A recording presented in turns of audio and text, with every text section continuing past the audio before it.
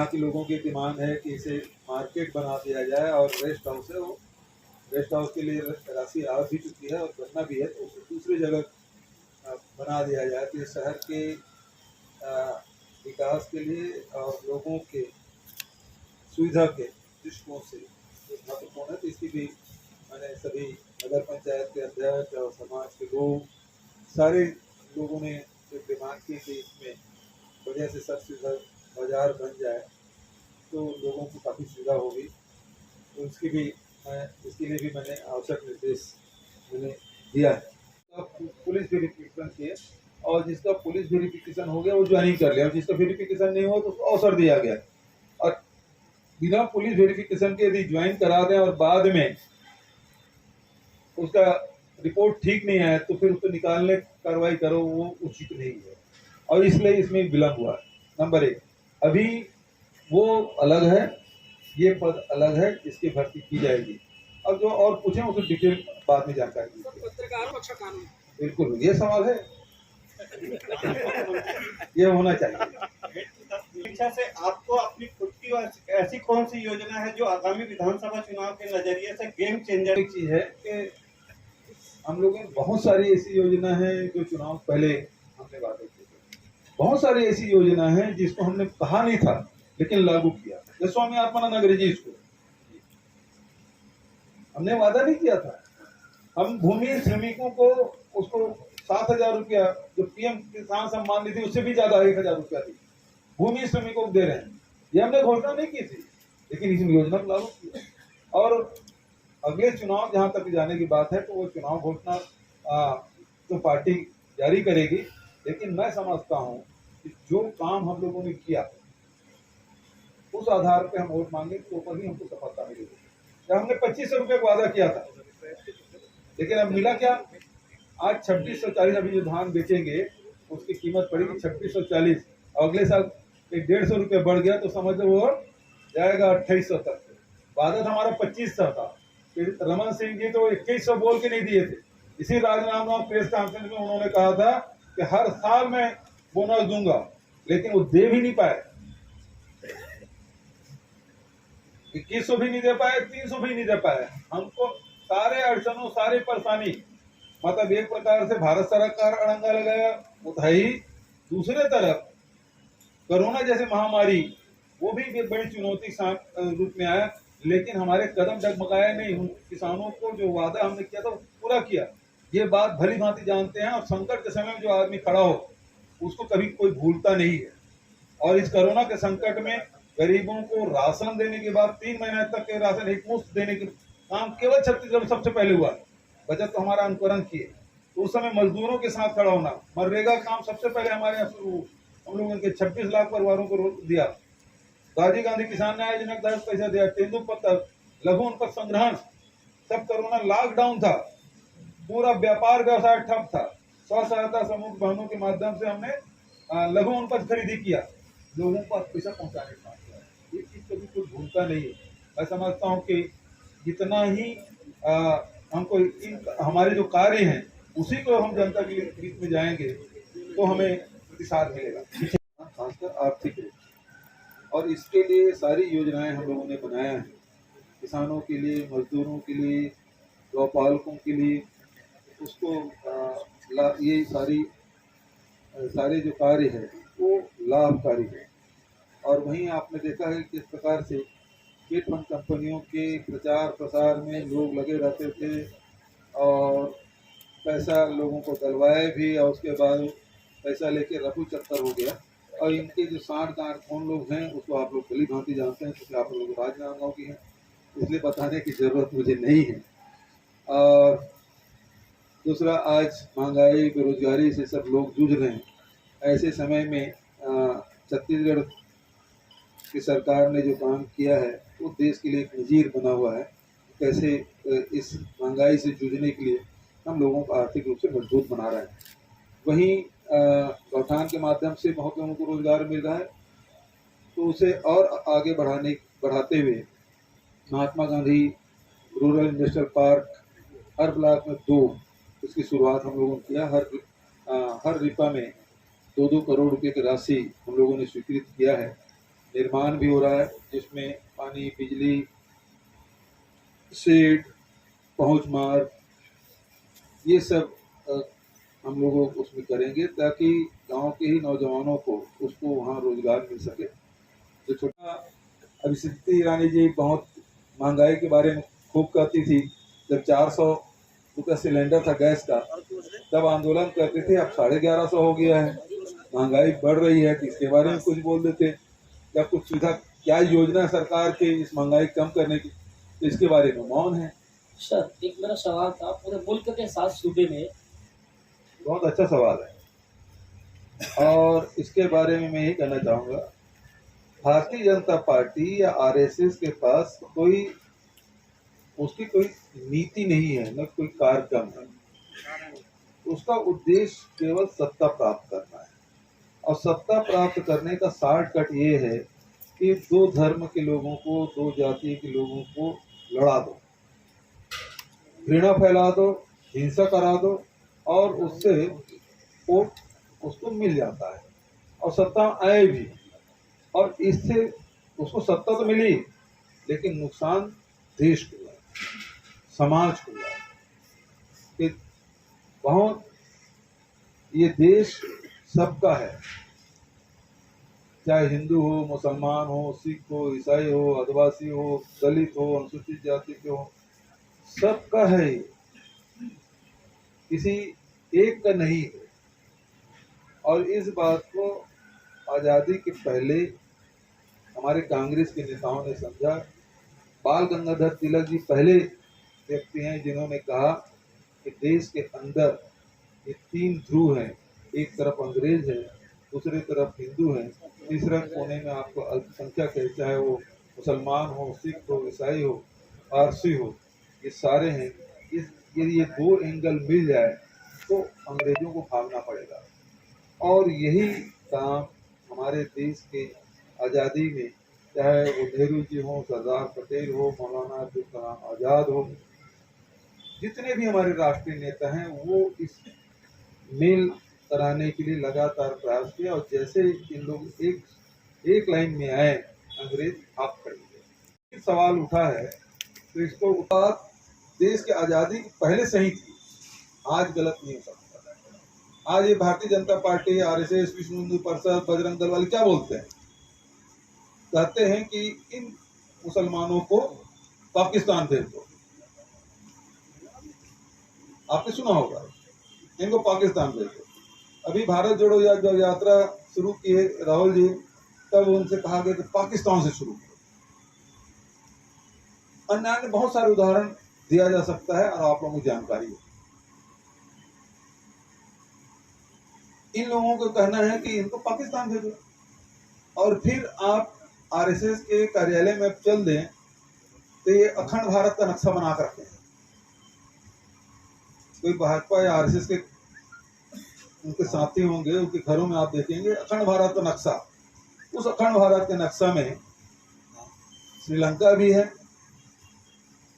बांग्लादेश भी है, नेपाल भी है, भूटान भी है, म्यांमार भी है, तो इधर पाकिस्तान है, अफगानिस्तान है, ये सारे देश इसमें मिले हुए हैं। पहला लाइन क्या है? इनको पाकिस्तान भेजो, और दूसरा लाइन क्या है कि इसको सबको मिला लो। तो भैया भेज क्यों रहे? जब सबको मिला ही लेने की बात है सभी देशों को, इसको पाकिस्तान भेज क्यों रहे?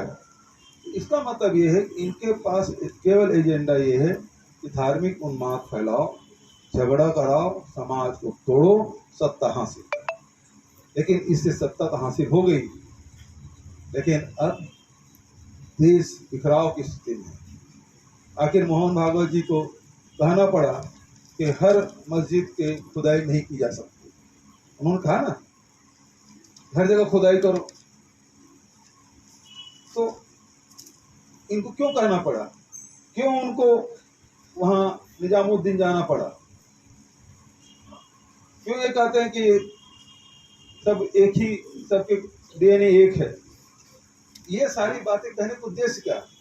मतलब एक वो भी घबराए हुए हैं, यदि इस प्रकार से बहुत ज्यादा रस्सी को या रबर को ज्यादा खींचो तो टूट जाएगा। और इसीलिए भारत जोड़ो यात्रा राहुल गांधी जी चला रहे हैं। एक तरफ बेरोजगारी है, महंगाई है, दूसरे तरफ सामाजिक सौहार्द बना रहना चाहिए। भारत जोड़ो, भारत तो जुड़ा हुआ है, भौगोलिक दृष्टि से जुड़ा हुआ है। किसको जोड़ने के? भारत के लोगों को जोड़ो, सब में भाईचारा हो, प्रेम हो, सौहार्द हो। और जब जब हम लोग सब मिल के चले हैं तब देश आगे बढ़। कि ये जो शपथ है वो कब शुरुआत हुई इसकी? बाबा साहब अम्बेडकर जब उन्होंने बौद्ध धर्म अपनाया और तब हजारों की संख्या में जाकर नागपुर में जो दीक्षा स्थान है वहाँ पे उन्होंने इस प्रकार से शपथ दिलाई थी। लेकिन यदि बौद्ध धर्म हम देखें, भगवान बुद्ध के देशनाओं में आप अध्ययन करें तो ये है कि किसी की भावना को ठेस नहीं पहुंचना चाहिए। मैं हिंदू हूँ, मैं अपने धर्म को मानता हूँ, लेकिन मेरी जिम्मेदारी ये है कि मैं दूसरे की भावनाओं को ठेस पहुंचे ऐसा कोई काम नहीं करना। तो मैं सबसे यही चाहूँगा कि भगवान बुद्ध के जो संदेश है उसका भी अध्ययन करें। और उन्होंने कभी दूसरे के भावनाओं को ठेस पहुंचाने की बात नहीं कही थी। तो जब मैं ये चाहता हूँ, और कांग्रेस पार्टी भी एक सिद्धांत है कि हम अपने धर्मों को माने और दूसरे धर्मों का सम्मान करें, तो दूसरे भावनाओं में हमको ध्यान रखना चाहिए। तो इस प्रकार से कोई कृत्य न हो जिससे दूसरे का के भावना आहत हो। कोरोना के कारण से हम लोग 2 साल तक के सब लोग सार्वजनिक कार्यक्रम जा नहीं पा रहे, लोगों से मिल नहीं पा रहे। लेकिन उस समय भी बहुत सारी योजनाएं हमने बनाई। आपको याद होगा कि जो राजीव गांधी किसान न्याय योजना हमने बजट में शामिल किया और तुरंत लॉकडाउन हुआ। यहाँ तो पिछली सरकार में आपने देखा होगा कि चावल का उत्सव मनाते थे, बिजली का उत्सव मनाते थे, पता नहीं क्या क्या त्योहार मनाते थे, बिजली त्योहार, चाउर त्योहार, ऐसा करके कुछ कुछ मनाते रहते थे। लेकिन हम लोगों ने इतनी बड़ी राशि जो लगातार 4 साल से दे रहे हैं, तो हम लोग को उस समय तक ये था कि वर्चुअल ही सब किए। कार्यक्रम जो हुआ वर्चुअल हुआ, उसके खाते में पैसा गया, डाल दिए। लेकिन उसका फीडबैक क्या? ऋण माफी किए, उसका फीडबैक क्या? 35 किलो चावल, सबका राशन कार्ड बनवाए। पिछली सरकार में क्या होता था कि आप राशन कार्ड बनाओ, चुनाव निपटा, राशन कार्ड कटवाओ, यही चलता रहा। और उसी में घोटाला हुआ, नान घोटाला। रमन सिंह जी जवाब नहीं दे रहे हैं, उसमें सीएम मैडम कौन है, सीएम सर कौन है, और क्या केवल 2-4 महीने की जांच होनी चाहिए। जब से योजना चालू की है हमने कहा एसआईटी गठन किया, भाई शुरू करो इसकी जांच, जो गड़बड़ है। तो रमन सिंह धर्मलाल कौशिक तो जाके पीआईएल लगवा दिए। अब इसमें पीआईएल क्या हो सकता भाई? यदि भ्रष्टाचार की जांच करना है तो उसमें पीआईएल लगा दिए। और उसके बाद अभी जांच रुकी हुई है। तो रमन सिंह से यही कह रहे हैं कि भाई ये गरीब जनता का पैसा है, राशन कार्ड है, आम जनता का पैसा है। ये चीट फंड कंपनी है, वो आम जनता का पैसा है। इसमें कितने पत्रकार होंगे, कितने कर्मचारी अधिकारी होंगे, कितने किसान, कितने मजदूर, कितने महिलाएं हैं जो चीट फंड कंपनी में पैसा डाले हैं। 6000 करोड़ से अधिक की राशि छत्तीसगढ़ से गया है। मैंने इसीलिए कहा कि ईडी क्यों जांच नहीं करती? मनी लॉन्ड्रिंग तो हुआ इसमें, तो इसमें जांच नहीं होती। बाजार में घूम रहे हैं गली गली। ठीक है जी, जो कानूनी कार्रवाई है वो तो करेंगे ही, लेकिन मुख्य उद्देश्य क्या है? मुख्य उद्देश्य ये है कि निवेशकों का पैसा वापस होना चाहिए। और उन्होंने कुछ समय मांगा है, हम पैसा दे देंगे। और क्योंकि वो कार्रवाई कभी भी की जा सकती है। मैं समझता हूँ कि पूरे देश में 500 से अधिक डायरेक्टरों की गिरफ्तारी भी हमारे यहाँ हुई है। और डायरेक्टरों से भी मैंने यही संदेश भिजवाया है कि हमको आपको गिरफ्तार करके खुशी नहीं मिलेगी, आप तो निवेशकों को पैसा वापस करो। जब नहीं किए तो गिरफ्तारी हो रही। लेकिन मुझे जो जानकारी है कि सहारा के लोगों ने अधिकारियों से संपर्क किया, हम ये जो पैसा है हम जमा कर देंगे, तो हम पे कार्रवाई न करें, तो उसको कुछ मोहलत दी गई।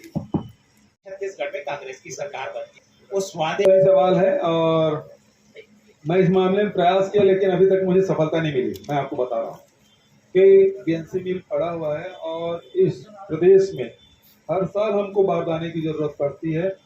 लाखों गठान, 4 लाख 5 लाख गठान की जरूरत हमको पड़ती है। क्यों ना यहाँ इसमें जूट मिल बना दिया जाए तो लोगों को रोजगार भी मिल जाएगा, मिल फिर से चल पड़ेगा, तो जगह भी है तो हम बारदाना ही बना दें। तो बहुत सारे लोगों को मैंने उद्योगपतियों से बात की कि हम आपको उपलब्ध कराएंगे जिसको कम से कम रोजगार लोगों को मिले। और यदि आपके माध्यम से बात यदि किसी उद्योगपति के पास जो लोग इंटरेस्टेड हैं उन तक पहुँचती हो तो निश्चित रूप से पहुँचे, तो इसका उपयोग भी हो और जो हमारे नेता ने जो वादा किया उसको पूरा सर एक आखिरी सवाल। एक अन्य राज्य भी हमसे संपर्क कर रहे हैं कि ये कैसे आप लोगों ने कर लिया, पैसे कैसे वापस हो गए।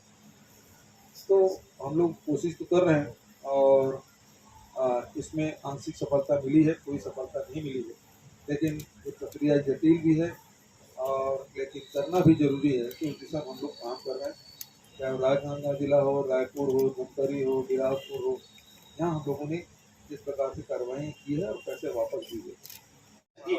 तो इस साल हम लोगों ने 10 अंग्रेजी कॉलेज खोलने का फैसला किया पूरे प्रदेश में। और चूंकि जब स्वामी आत्मानंद अंग्रेजी स्कूल की संख्या में लगातार वृद्धि हो रही है, अभी 279 स्कूल संचालित है और अगले वर्ष तक के 400 स्कूल और खोलने की हमारी योजना है। तो कुल मिला के लगभग 422, तो कुल मिला के 700 स्वामी आत्मानंद अंग्रेजी स्कूल हो जाएंगे। तो निश्चित रूप से जो छात्र छात्रा वहाँ बाहरी निकलेंगे तो उनको अंग्रेजी माध्यम कॉलेज की जरूरत पड़ेगी, उसका भी हमारे सरकार में के ध्यान में है। और इस साल हम लोग 10 अंग्रेजी स्कूल खोलेंगे और प्रयास हमारा ये होगा, खासकर जो बड़े जिले हैं वहाँ तो कम से कम कॉलेज खुले ही अंग्रेजी माध्यम कॉलेज। उसको देखिए, उसके बारे में कोई चर्चा नहीं कर, लेकिन जब से राहुल जी पद यात्रा कर रहे हैं तब से महंगाई के बारे में भी चर्चा हो रही है और तब से बेरोजगारी के बारे में चर्चा हो रही है। 75,000 लोगों को नौकरी दी गई है, प्रधानमंत्री जी करें, कितने लोगों को मिला है अलग बात, लेकिन बोल तो रहे हैं, उसकी चर्चा कर रहे हैं, ये मुख्य बात है। वो किया था क्या नहीं किया था उसके बारे में नहीं जाऊंगा, लेकिन आपको 2 साल तो कोरोना निकल गया बॉस, किसी के निकलने का सवाल नहीं उठता। दूसरी बात है कि ट्रेनें सारी रद्द हो गई छत्तीसगढ़ की, और वो जो आजकल वो गुजरात से शुरू किए ट्रेन तो भैंस से टकरा जाती है, तो उसकी स्थिति देख रहे हैं, यहाँ भी शुरू होने वाला सुना है, तो भैंस से टकराती है ट्रेन, घायल हो जाती है, तो हम आखिर कैसे। और फिर दूसरी बात है कि चप्पल लेके देना, मोबाइल लेके देना, अरे भैया हम किसानों को, मजदूरों को, उन पर संग्राहकों जेब में पैसा डाल रहे हैं, वो जहाँ चाहे घूमे, जो चाहे कपड़ा पहने, जैसे जिस ब्रांड का जूता चप्पल पहनना चाहे वो पहने, जिस ब्रांड का मोबाइल खरीदना चाहे वो खरीदे, उसके पसंद पे छोड़े ना। हम क्यों कहें कि आपको यही जाना है, वो कहीं भी जा सकता है, पैसा हमने इतना दिया और घूम भी रहे छत्तीसगढ़ के लोग, किसी तीर्थाटन स्थल में जाकर देख लीजिए, वो मिलेगी छत्तीसगढ़ के लोग। आदरणीय मोदी जी नमस्कार। रास्ता पूरे प्रदेश के पत्रकारों को आप ही जिले से दिखाया है, राजनांदगांव के पत्रकारों ने जो रास्ता दिखाया है वो रास्ता आप सबको, वो ऐसा कर लीजिए, आपको है ना जमीन भी उपलब्ध हो जाएगी और उसके विकास के काम में भी हम करेंगे। राजनांदगांव के पत्रकारों में बधाई देता हूँ, तो पूरे प्रदेश के पत्रकारों को आपको ज्यादा बधाई, आप वो उसी रास्ते में डोंगरगांव वाले चले तो मंजिल मिल जाए। बहुत बहुत धन्यवाद। नाला ही खत्म कर दे, ये चिंता का विषय। तो और यही दोनों पक्षकार साथ थे और दोनों ने स्वीकार किया कि नाला बनना चाहिए ताकि पानी का निकासी होते रहे। इस प्रकार की भी घटनाएं सामने आई, तो बहुत अच्छा फीडबैक है। और कल एलबी नगर को नगर पंचायत बनाने के और स्वामी आत्मानंद अंग्रेजी स्कूल के साथ अर्जुनी में कॉलेज की डिमांड थी, उसकी भी मैंने घोषणा की। और वहाँ झिठिया में जो शराब दुकान है उसे भी अभी अधिकारियों की बैठक में मैंने उसे हटाने की घोषणा मैंने की।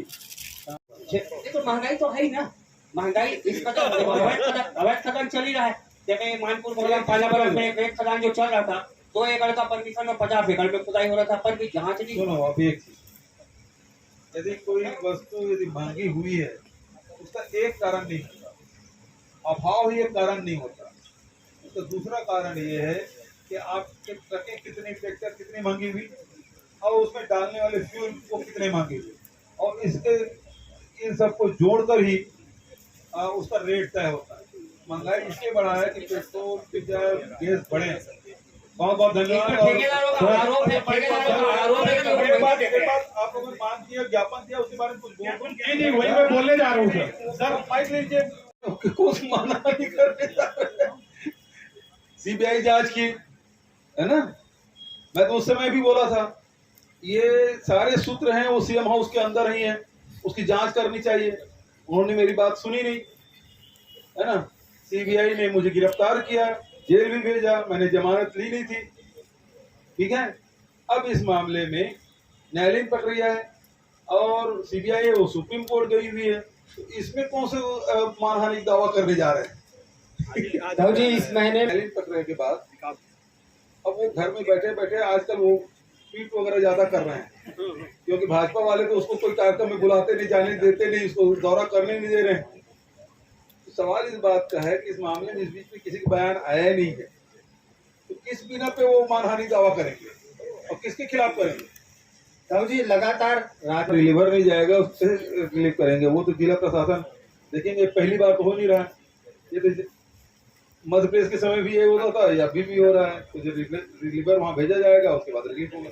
चलिए देना चाहूँगा कि यहाँ लगभग 15 करोड़ की राशि, संख्या कितनी,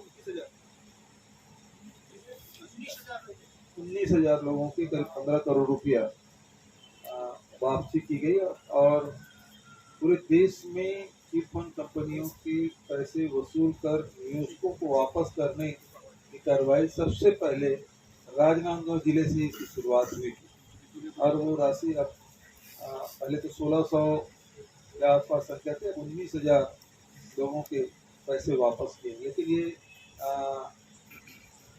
मैं नहीं समझता कि ये संतोषप्रद है, इसमें और भी कार्रवाई करने का आवश्यकता है। मुख्य रूप से बात तो ये है कि पहली बात तो उसकी संपत्ति कहाँ कहाँ है, निवेश कहाँ कहाँ किया है, मनी लॉन्ड्रिंग हुआ कहाँ कहाँ है, ये जानकारी इकट्ठा करना एक कठिन काम है।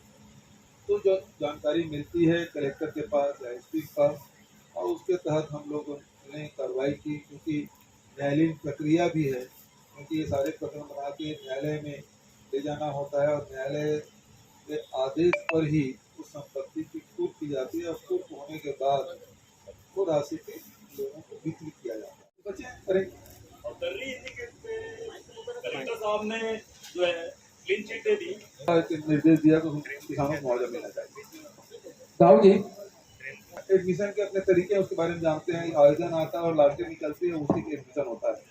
ITI के तहत जो स्कूल में जो जाना चाहते हैं उसमें वो व्यवस्था, अब स्कूल बंद ही हो गया तो उसके फिर दूसरे जगह कहीं आवेदन करना होगा। आजू बाजू सब आसपास अभी सवाल इसका है, उद्योग विभाग की जमीन तो नहीं है, फॉरेस्ट की जमीन तो नहीं है, सबको मिल गया ऑलरेडी। तो वही मुश्किल ये है कि फॉरेस्ट में भी यदि उसकी भी जमीन है, छोटे बड़े झाड़ के जंगल यदि उस मत में दर्ज है, तो देश में पहला राज्य हमारा छत्तीसगढ़ जो उनको पट्टा दिया है, वन अधिकार पट्टा दिया है, जगदलपुर में, नगरी में, प्रेम नगर में। और कल भी मैंने निर्देश दिया कि यहाँ भी जो वन भूमि में है उनको दिया जाए। आखिरी सवाल बस, फिर मैं आपको करोड़ रुपए, जिसमें 10 करोड़ का चेक बाउंस हो चुका है और अधिकारी उन्हें जमानत दे चुके हैं डायरेक्टरों को, और डायरेक्टर के वकील आते हैं और उनको ये मॉडल हिमाचल प्रदेश तो वहाँ के साथियों से, कांग्रेस के नेताओं से छत्तीसगढ़ की योजनाओं साझा किया, तो उसमें सबसे ज्यादा लोगों ने पसंद किया शासकीय कर्मचारी है OPS, old pension scheme number 1। Number 2 जो अंग्रेजी स्कूल है उसको हर विधानसभा में 4 उन्होंने अपने घोषणा पत्र में डाला। तीसरा गोबर खरीदी जो योजना है उसको उन्होंने पसंद किया है। चौथा हो गया।